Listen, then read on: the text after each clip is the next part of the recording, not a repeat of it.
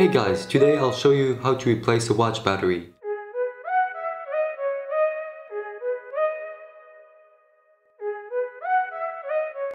So first of all, you want to find the small indentation in the watch back and then use a knife or any other sharp object and use it as a lever to pop the cap off.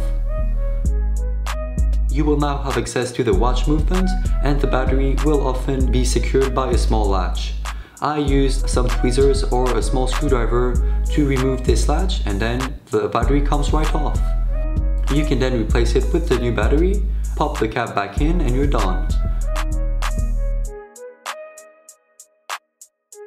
So even though replacing watch batteries is very easy, I would recommend wearing some dust-free latex gloves so that no dust gets inside the watch movement or the watch face.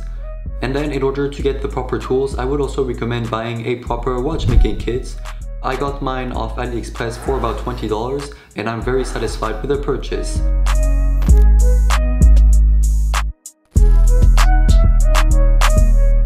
And there you have it, it's that easy to replace a watch battery. I hope that this tip will help you save money in the long term. Thank you for watching and see you next time.